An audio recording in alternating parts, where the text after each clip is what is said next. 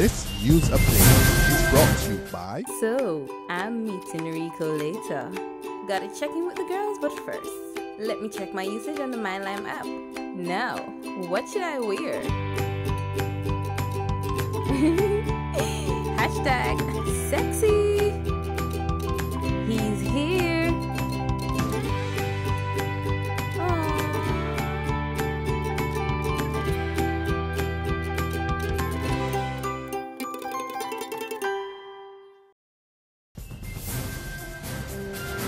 Welcome to the Barbados Today evening update for Tuesday, June 23rd. So glad you can join us. I'm Fernella Wedderburn.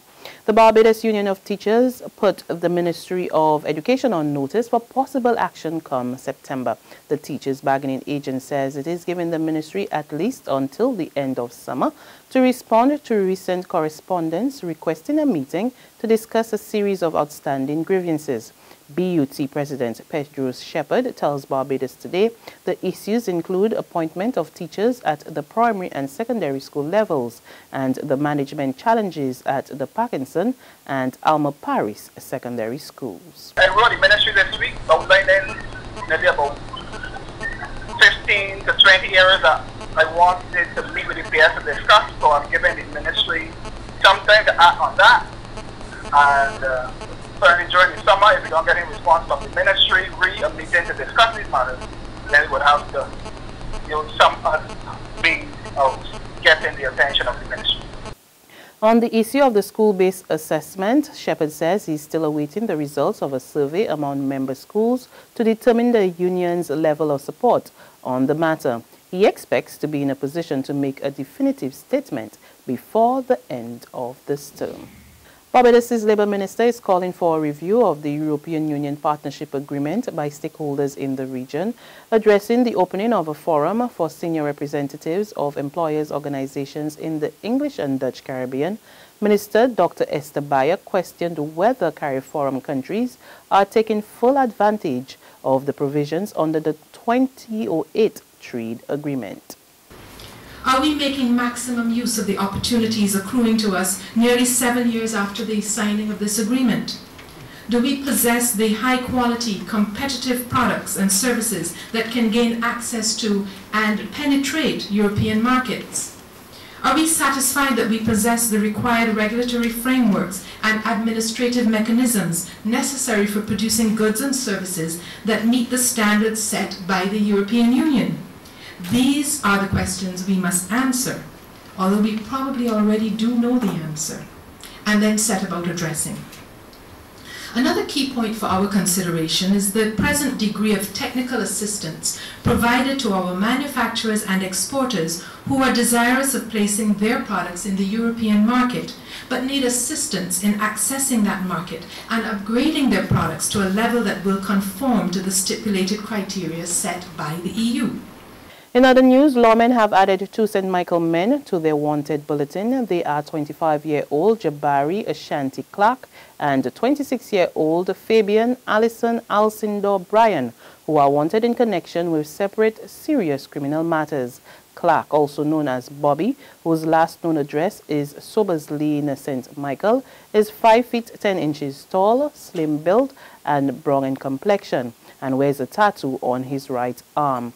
Bryan, who also goes by the name of Fabi, is 5 feet 8 inches tall, medium build, dark in complexion, and wears dreadlocks. He has a scar on his right arm, as well as a tattoo of a heart. His last known address is Spencer's Gap, Baxter's Road, St. Michael, and he also lived in Seaview, St. James.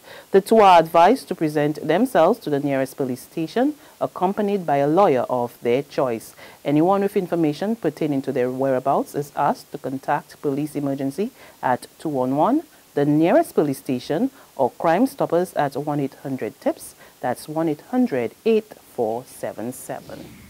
The government grants the Rotary Club South 25,000 square feet of land to construct a sporting facility for children with disabilities near the Garfield Sobers Gymnasium.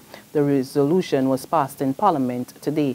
Speaking on the project, Minister of Youth and Sports, Stephen Lashley, revealed that the Rotary Inclusive Play Initiative will ensure that all of the nation's children are exposed to physical activity, as well as to stem the discrimination against persons with disabilities. The Inclusive Play Park will facilitate up to 40 children at a time.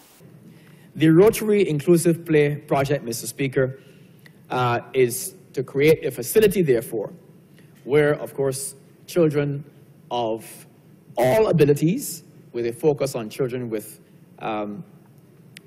physical disability, will be able to exist, and that this project would help them to develop in a manner that allows for them to be seen as able-bodied with their peers, whether those peers are possessed of physical disabilities or not. The project is envisaged, Mr. Speaker, to go a long way towards stemming the ignorance about and the discrimination against persons with disabilities. There's regional and international news after this short break.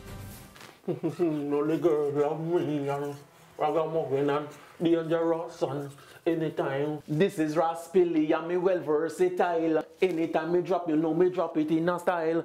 Whether raga soca or whether broke wine, the girls then come to me because they know me have the style. Whoopax, you don't know Raspilly the place. Yeah, people, long time now you want to be a superstar, and right now you got the chance. Because Barbados, they got their superstar crossover competition. All you gotta do is write your lyrics, set up your video, send it into them, and you got a chance to win up to $15,000 in prizes. You know that easy. Whoopa! Yes, I go on Facebook, Barbados Today /Facebook. You go check it out. People got to think they're rolling for you. So do your thing. You don't know. Whoopa! Yes, I. Secure your future, be financially strong. Since 1983, we have been there for you. A smart range of products, great tax benefits. We're the solution to your hopes and your dreams. The Barbados Workers Union Cooperative Credit Union. The Barbados Workers Union Cooperative Credit Union. Humble beginnings to smart loans, smart savings. Save smart and borrow smarter. That's the move for me. Stability, prosperity. We're the solution to your hopes and your dreams. The Barbados Workers Union Cooperative Credit Union. The Barbados Workers Union Cooperative Credit Union. To regional happenings, Dominica's Prime Minister Roosevelt Skerrit is not at all happy with the deportation drive on the way in the Dominican Republic. Last week, authorities in the DR signaled moves to deport migrants who did not have the necessary documents, most of whom are said to be of Haitian descent. Prime Minister Skerrit makes it clear that the process is not an immigration issue, but one of human rights. And I believe that we as citizens of the world must be cognizant of these issues and to raise our voice in condemnation. That it is unbecoming of any society to render these thousands of people stateless.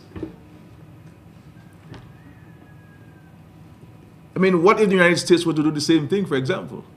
And to say anybody from DR, you know, let us strip you of your green card or your resident or your citizenship and send it back to the DR. Or what if it happened to Dominicans living anywhere in the world who were born in those countries? So we have to speak out on those issues. And finally, Sierra Leone, capital of Freetown, records 2 new cases of Ebola weeks after officials believed the city to be disease-free. And health officials say there are now fears of further infections as the cases occurred in a densely populated slum. The Ebola quarantine facilities in Freetown have also been closed. The fears comes as West Africa tries to recover from the deadliest Ebola outbreak in history, with more than 11,000 people dying since 2013. And on that note, we come to the end of our evening updates, but you can join us again tomorrow morning. Until then, remember to log on to www.barbadostoday.tv, subscribe to our e-paper, email updates, and like us on Facebook. You can also catch us on iZoomin Media in bus terminals or screenplay at supermarkets and gas stations near you. We're also on Channel 101 online TV and Mix 96.9 FM. I'm Frenella Wedderburn. Good evening.